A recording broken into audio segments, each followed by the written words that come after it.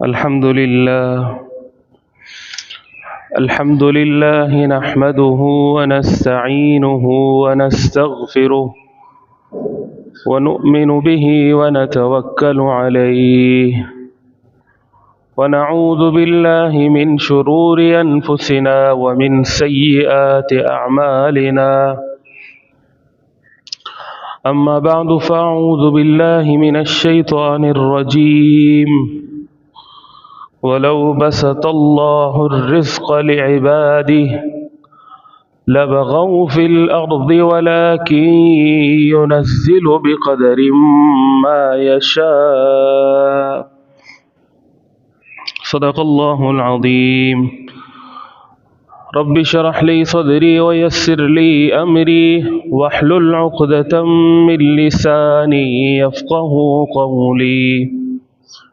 يا رب صل وسلم دائما أبدا على حبيبك خير الخلق كلهم. هو الحبيب الذي ترجى شفاعته لكل هول من الأحوال مقتحمی. میرے انتہائی معزز مکرم سامعین،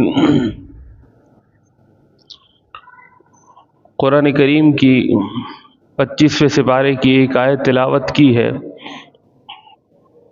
جس میں اللہ تبارک و تعالی فرماتے ہیں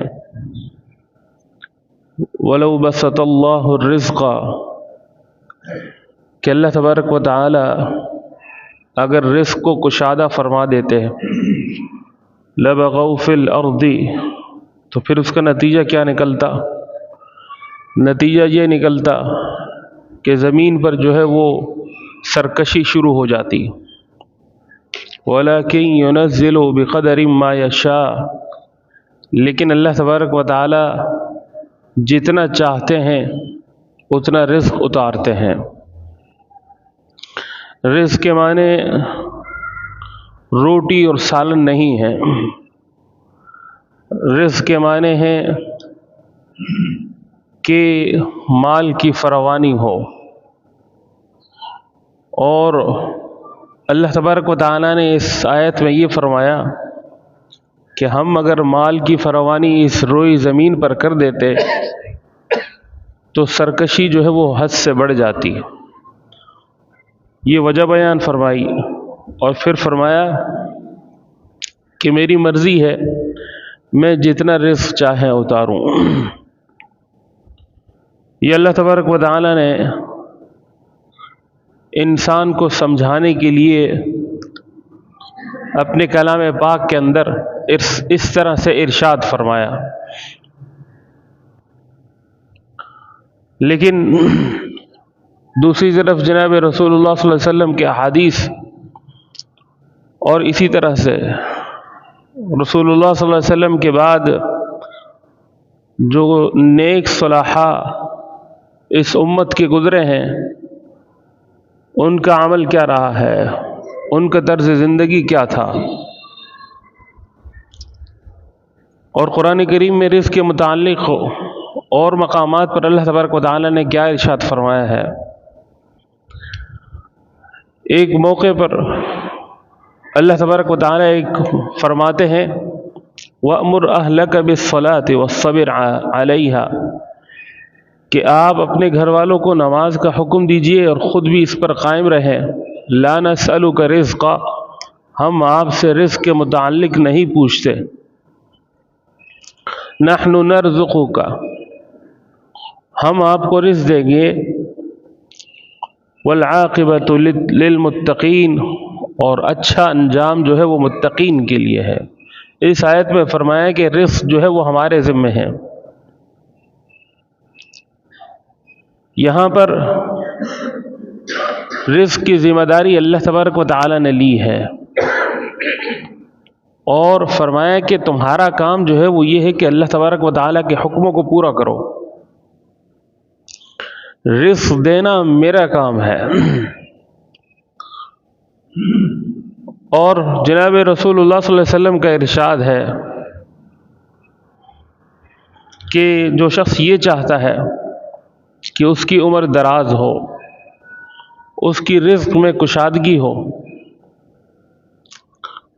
اس کی عمر دراز ہو اور اس کے رزق کے اندر کشادگی ہو، تو اسے چاہیے کہ فَلْيَصِلْ رَحِمَهُ، اپنے رشتہ داروں سے حسن سلوک کرے۔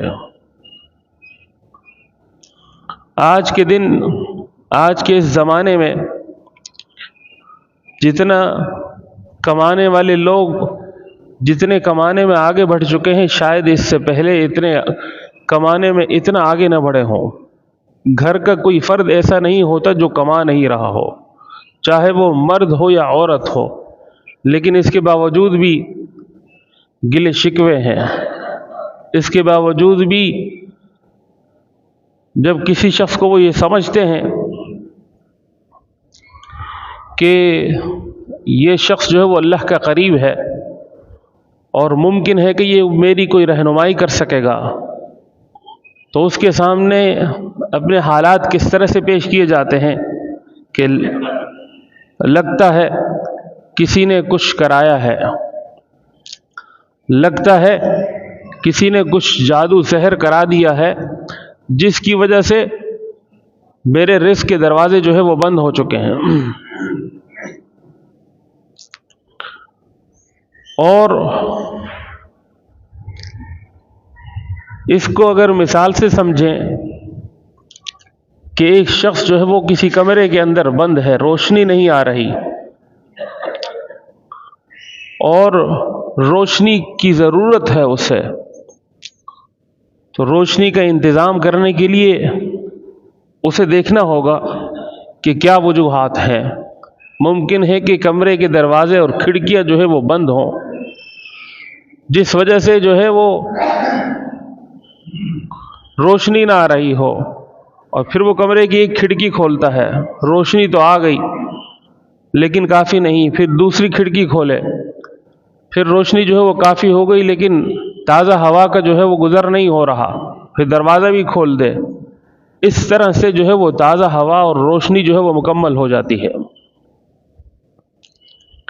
اسی طرح سے بسا اوقات ایسا ہوتا ہے کہ انسان جو ہے وہ اپنے اعمال ہی کی وجہ سے اس کا عمل درست نہیں ہوتا اور وہ قصوروار جو ہے وہ دوسرے کو ٹھہراتا ہے۔ عمل کس طرح سے درست نہیں ہوتا؟ حدیث شریف میں آتا ہے، جس طرح سے میں نے حدیث پیش کی، کہ جو یہ شخص یہ چاہتا ہے کہ اس کے رزق میں کشادگی ہو اور اس کی عمر جو ہے وہ دراز ہو، تو اسے چاہیے کہ وہ صلہ رحمی کرے، رشتہ داروں سے حسن سلوک کرے۔ اور اگر ہم اپنے گھر کے حالات دیکھتے ہیں تو کوئی شخص جو ہے وہ اپنی سگی بہن سے نہیں بات کر رہا، کوئی شخص جو ہے وہ اپنے والد سے ناراض ہو کر بیٹھا ہے، اس کے گھر کا پانی تک نہیں پیتا، کوئی شخص جو ہے وہ اپنے بھائی سے بات نہیں کر رہا۔ اور صلہ رحمی کسے کہتے ہیں؟ صلہ رحمی اسی کو کہتے ہیں کہ اگر کوئی شخص برائی کر رہا ہے تو اس کو اچھائی سے جواب دیا جائے۔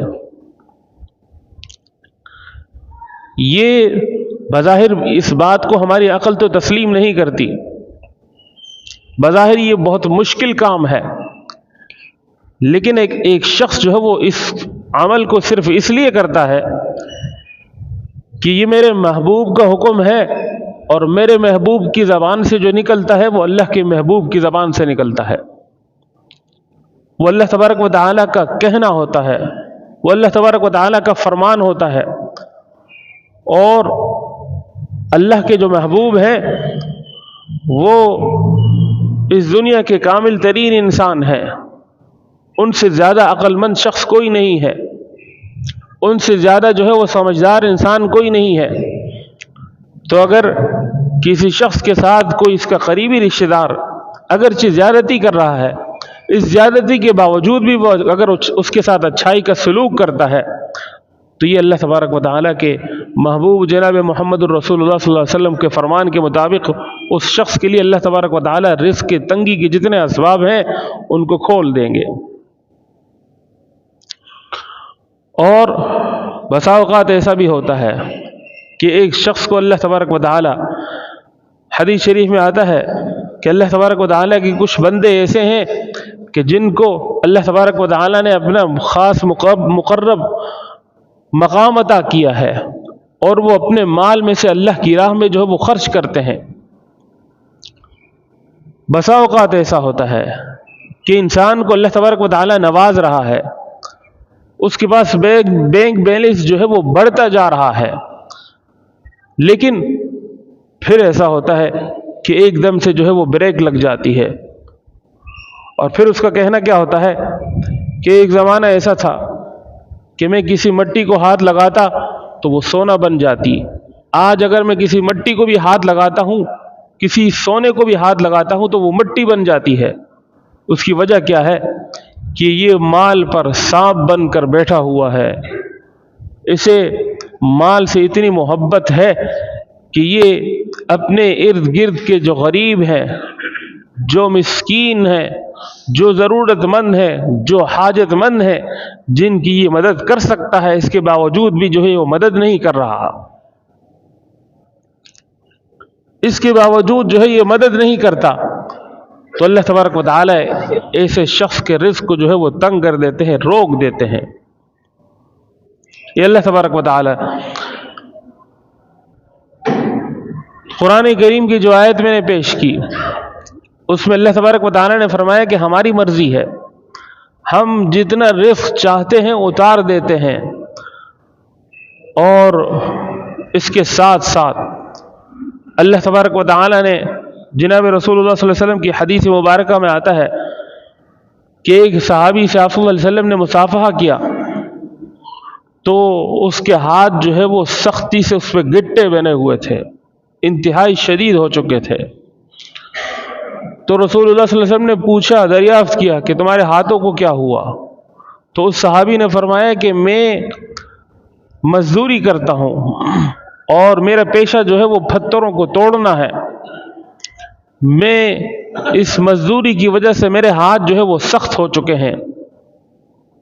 تو رسول اللہ صلی اللہ علیہ وسلم نے اس کی حوصلہ افزائی فرمائی اور فرمایا کہ الکاسب حبیب اللہ، کہ محنت کش جو ہے وہ اللہ تبارک و تعالیٰ کا حبیب ہے، اللہ تبارک و تعالیٰ کا محبوب ہے۔ اس حدیث میں رسول اللہ صلی اللہ علیہ وسلم نے فرمایا کہ جو لوگ محنت کرتے ہیں وہ اللہ تبارک و تعالیٰ اپنی ذات کے لیے کرتے ہیں، اپنے اہل و عیال کے لیے کرتے ہیں، لیکن حلال کماتے ہیں، حلال طریقے سے وہ کھانے کی کوشش کرتے ہیں، تو اس کی رسول اللہ صلی اللہ علیہ وسلم نے فرمایا کہ وہ اللہ کا حبیب ہے۔ کسی شخص کے متعلق اگر کہا جائے کہ یہ وزیر اعظم کا خاص بندہ ہے، یا سندھ کے اندر کسی سے کہا جائے، کسی کو کہا جائے کہ یہ زرداری کا خاص بندہ ہے، تو اس کے معنی کیا ہوئے کہ لوگ جو ہے وہ اگرچہ ممکن ہے کہ دو کیفیتیں ہو سکتی ہیں، محبت ہو اور محبت نہ ہو، لیکن اس کے ڈر اور خوف کی وجہ سے جو ہے وہ اس کی عزت اور قدر کی جائے، لیکن دنیا کے اندر اس کی اہمیت ضرور ہوتی ہے۔ اسی طرح سے رسول اللہ صلی اللہ علیہ وسلم نے فرمایا کہ ایسا شخص جو وہ حبیب ہے، اللہ کا حبیب ہے، اللہ کا محبوب ہے، اللہ کا قریب ہے، اللہ کے بہت قریب ہے، اللہ کو وہ بہت پسند ہے، ایسے شخص کے متعلق فرمایا۔ تو یہ دونوں الفاظ جو ہے وہ قریبی ہیں، ایک دنیا کے کسی عزت دار کے قریب ہے، ایک دنیا کے کسی بڑے عہدیدار کے قریب ہے، ایک دنیا کے کسی بڑے طاقتور کے قریب ہے، اور دوسرا طاقتوں کے طاقت اور تمام طاقتوں کے مالک کا حبیب اور قریب ہے۔ اور رزق میں کشادگی کے ایک اور حدیث شریف میں آتا ہے، بلکہ قرآن کریم کی آیت ہے کہ اللہ تبارک و تعالیٰ کی ذات پر بھروسہ کرنا یہ مومن کا پیشہ ہے، مومن کی کیفیت ہے، یہ مومن کی نشانی ہے، اور اس کی عملی تصویر جو ہے وہ خود رسول اللہ صلی اللہ علیہ وسلم تھے، اور اس کے بعد کے جو نیک صالحہ لوگ گزرے ہیں ان کی بھی یہی کیفیات گزری ہیں۔ ایک نیک خاتون گزری ہیں رابعہ بصری، ان کے متعلق آتا ہے کہ انہوں نے گھر پہ کوئی مہمان آ گیا، گھر پہ کھانے کے لیے کچھ نہیں ہے، لیکن اللہ تبارک و تعالیٰ کی ذات پر بھروسہ تھا۔ گھر کا دروازہ بجا، خادمہ نے دیکھا کہ کوئی شخص آیا ہے اور روٹیاں لے کر آیا ہے، کھانا لے کر آیا ہے، تو انہوں نے پوچھا کہ کتنی روٹیاں ہیں؟ انہوں نے جواب میں کہا کہ 9 روٹیاں ہیں۔ تو رابعہ بصری نے کہا کہ اسے واپس کر دو، یہ میری نہیں ہے۔ کچھ دیر کے بعد پھر دروازہ بجا، تو پھر پوچھا کہ کون ہے؟ پھر جواب میں خادمہ نے کہا کہ کوئی روٹیاں لے کر آیا ہے۔ پھر پوچھا کہ کتنی ہے؟ تو کہا کہ 9 روٹیاں ہیں۔ تو انہوں نے کہا کہ یہ میری نہیں ہے، واپس کر دو۔ تیسری مرتبہ بھی ایسا ہوا، تو خادمہ نے کہا کہ 9 روٹیاں ہیں۔ تو انہوں نے کہا کہ یہ میری نہیں ہے، واپس کر دو۔ تو خادمہ نے پوچھا کہ گھر میں مہمان بیٹھا ہوا ہے، آپ کے پاس کھانے کے لیے ایک چیز میسر ہو رہی ہے، آپ کیوں منع کر رہی ہیں؟ تو انہوں نے جواب میں فرمایا کہ من جاء بالحسنہ، قرآن کریم کی آیت پڑھی، من جاء بالحسنۃ، جو کوئی شخص نیکی کرتا ہے، فلہ عشر امثالھا، تو اس کو ہم 10 گنا بڑھا کر دیتے ہیں۔ میں نے صبح اللہ کی راہ میں 1 روٹی دی ہے، مجھے اللہ تبارک و تعالی 10 روٹی دیں گے۔ تو خادمہ نے کہا کہ یہ 10 روٹیاں ہی ہیں، ان میں سے ہر دفعہ میں 1 نکال لیتی ہوں، اس لیے کہ مجھے بھوک لگی ہوئی ہے۔ تو یہ جناب رسول اللہ صلی اللہ علیہ وسلم کی جس طرح سے انہوں نے سکھایا تھا، انہوں نے اپنی زندگی کو اس طرح سے اپنایا، اور پھر اللہ تبارک و تعالیٰ کی ذات پر بھروسہ کیا۔ اور آپ اپنی زندگی کے اندر بھی اگر مشاہدہ کر کے دیکھیں گے، اللہ تبارک و تعالیٰ کی ذات پر بھروسہ کریں گے، تو آپ پر بھی اللہ تبارک و تعالیٰ اسی طرح سے مہربان ہوں گے اور اسی طرح سے اپنے معجزات بھی دکھائیں گے۔ یہ گزارشات تھی۔ دعا فرمائے کہ اللہ تبارک و تعالیٰ ہمیں کہنے اور سننے سے زیادہ عمل کی توفیق نصیب فرمائے۔ وآخر دعوانا الحمدللہ رب العالمین۔